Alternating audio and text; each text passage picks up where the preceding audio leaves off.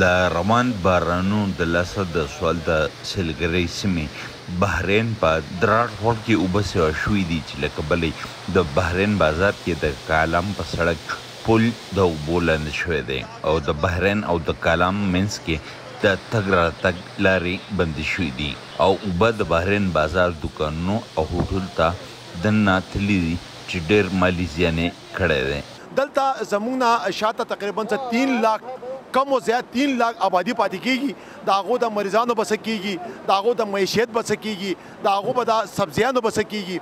یو عجیبه حالت دی جي. ځایي خلک وایي چې دا پل چیت جوړ کړی شوی و او حکومت او انتظامي له پکار و چې د سیلاب مخکې دا پل چوت جوړ کړی وی نو نن به دا حالات نه و. د حکومت فرض دا دی چې په کوم ځای کې داسې آفت راشي اول خو یو ایمرجنسي ریلیف ته هغه ورکول غواړي. د هغې نه وروسته ډېر زیات ضروري شیز دا ده چې په ریهیبلیټیشن باندې پوره کار وشي. خو د هغه ریهیبلیټیشن هغه کار چې دلته کې موږ ته په نظر باندې نه راځي.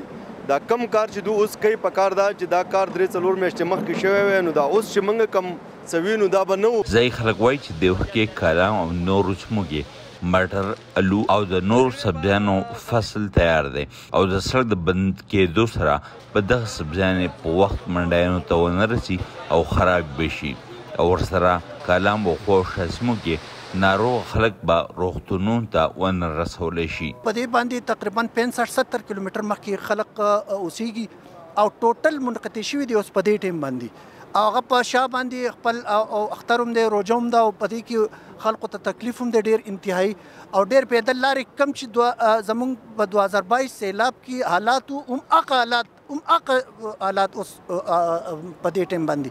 د سیمې زوړ د قومي اسمبلۍ غړی وایي چې د ځنګلو کټ کېدو او د غیر قانوني ودانو د لاسه سیلاب راځي او تباهي کوي. چې کومه فکرمندي دا وخت په دنیا کې ده په کار ده چې هغه فکرمندي دلته زموږ په وطن کې صرف په حکومتي سطح باندې نه خو په عوامي سطح باندې ومي. یعنې دا مسله که موږ حل کوو نو په دې کې به د حکومت سره زموږ چې کوم ولس دی عوام دی دوی به مرسته کوي. یو طرف ته موږ ځنګلات چې دی هغې بې دریغ کټۍ روانه ده قانوني غیر قانوني او بل طرف ته موږ د هغه نالو خوړونو او سیندونو لارې نیسو.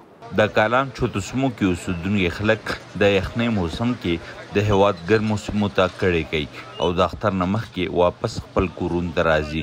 خو دغه خلک د خپلو کړو سره بحرین بازار کې حصار دي او سړک کولایدو په تمه ناست دي. بل اړخ ته د وزیر اعظم مشیر امیر مقام د سړکونو د ادارې NHA چارواکو سره ناسته کړې ده او ورته ویل دي چې زر تر زر د بحرین پل جوړ او د تګ راتګ دپاره کوډه وکړی شي. د کالام د هوټل صدر عبدالودود ډي ورته وویل چې تېر کال د سیلاب د لاسه ټولې هوټلې بندې پاتې شوي وي او هغوی په تم و چې د اختر درېیمې ورځې نه به سیلانیان راشروع شي خو د بحرین پل بندېدو سره به سږ کال هم د هغو هوټلې بندې پاتې شي او ډېر زیان به ورته میلاو شي.